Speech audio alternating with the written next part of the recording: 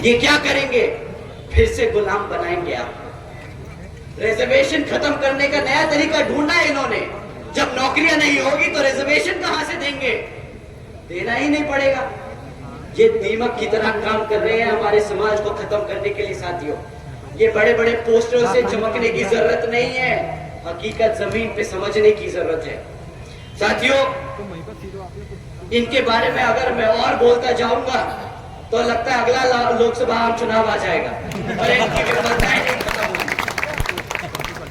पर मैं दूसरी पार्टियों के बारे में भी आपको बताना चाहूंगा।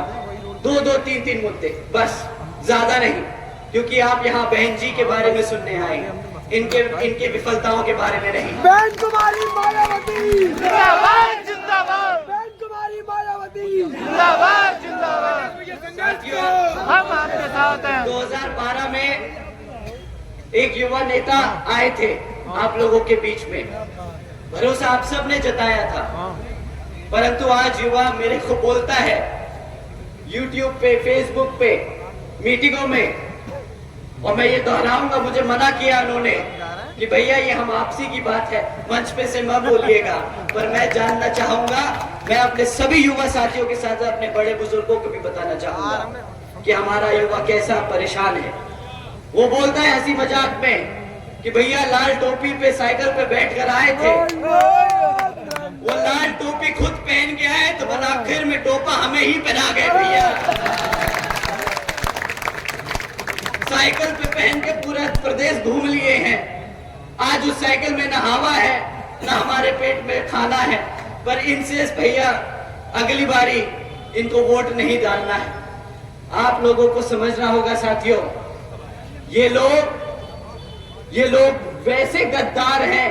अभी आप लोगों के सामने ये सबूत रखता हूं। हमारे मुसलमान भाई बहन यहां मौजूद हैं। पिछली बारी उन्होंने भी भरोसा किया था इन पर, और एक तरफा वोट डाला था, भरोसा करके वोट डाला था। पर आज जब हमारे मुसलमान समाज के ऊपर अत्याचार होता है तो इनके मुंह से एक चू नहीं निकलती है। बता दीजिए मेरे भाइयों बहनों कि क्या निकले इन्होंने एक बार भी क्या अपने समाज के लिए कुछ मुंह खोला क्या? परंतु साथियों, जब रिजर्वेशन इन प्रमोशन का बिल संसद में प्रेजेंट होता है तब इनका हाथ और मुंह सबसे तेज आगे चलता है, सबसे आगे बढ़कर ये बिल फाड़ने का काम करते हैं। साथियों, ऐसी पार्टियों को अपने बीच में घुसने मत देना। बहुत हो गया इनका भाषणबाजी, बहुत हो गया मौका, अब रिजल्ट चाहिए भैया। 5 साल के रिकॉर्ड से साथ हमसे बात करिए कि पिछले 5 साल में अपने शासनकाल में तुमने करा क्या हमारे लिए। साथियों, इसी क्रम में कांग्रेस पार्टी भी आपके बीच में आएगी कि आ चुकी है कि आगे चली जाएगी, उनका बेचारों को आता पता नहीं। मणिपुर से निकले थे, कन्याकुमारी जा रहे हैं, किसके साथ किसके लिए पता ही नहीं। आजकल बोलते हैं भारत जोड़ो भारत जोड़ो। 60 साल दिया इस जनता ने इन्हें, 60 साल तक सत्ता में रखा, तब तो तुम लोगों ने भारत नहीं जोड़ पाए। आज जब तुम्हारी हालत इतनी खस्ता हो चुकी है तो तुम सड़क पर घूमकर भारत जोड़ो की बात करते हो। मेरा समाज भारत जोड़ो की बात नहीं करता।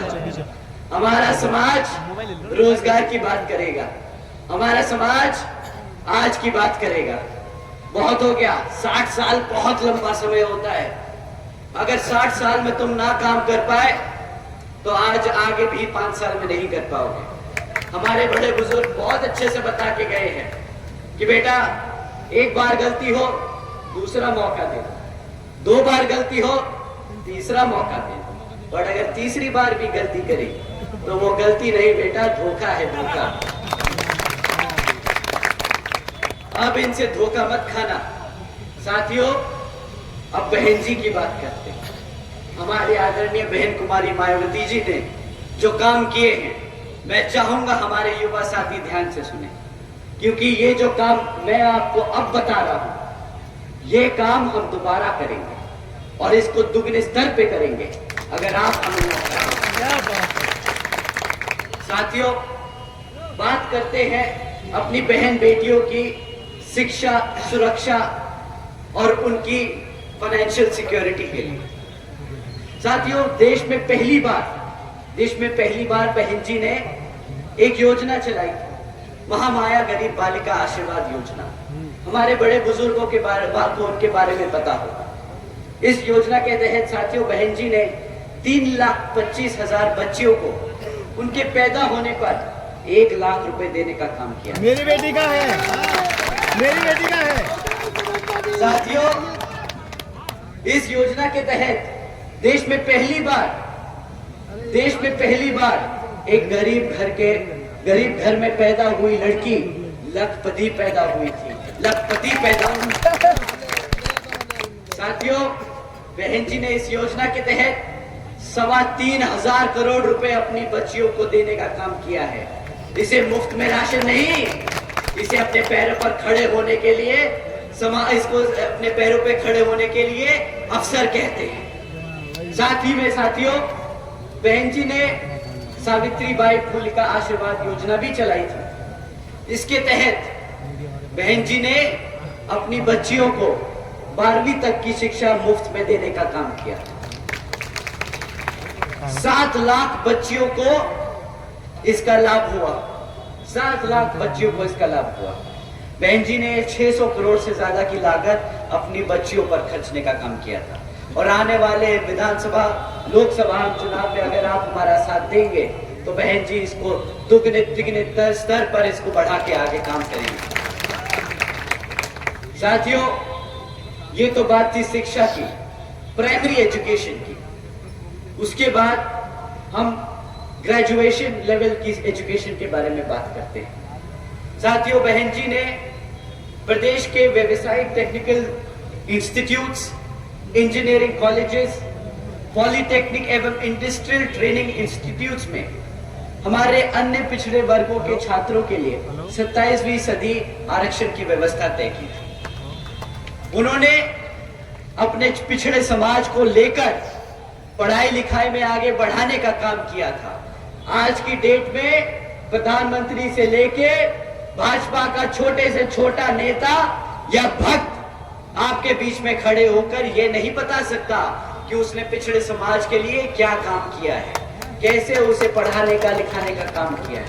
परंतु हमारे पास रिकॉर्ड है, हमारी नीतियां हैं, हमारे पास डेटा है बताने के लिए। साथियों, इसी क्रम में बहन जी ने खाली सीटों में आरक्षण नहीं किया था, बल्कि सरकारी कॉलेजेस के हॉस्टल्स में भी 27% आरक्षण देने का काम किया था अपने पिछड़े वर्ग के भाइयों बहनों के लिए। इसी के साथ साथ बहन जी के गवर्नेंस मॉडल के तहत चलकर बसपा की सरकार ने प्रदेश में अपने शासनकाल में 12,500 करोड़ से 12,500 करोड़ की लागत से हमारे सभी SC, ST, OBC व आदिवासी समाज के 3,50,000 से ज्यादा परिवारों को महामाया आवास योजना के तहत अपना खुद का घर देने का काम किया।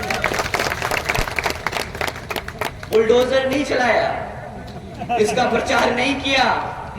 उन्होंने अपने परिवार को, अपने समाज को घर देने का काम किया।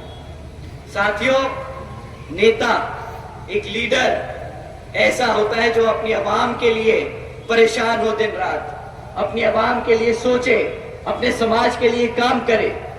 वो ये काम करके दिखा चुके।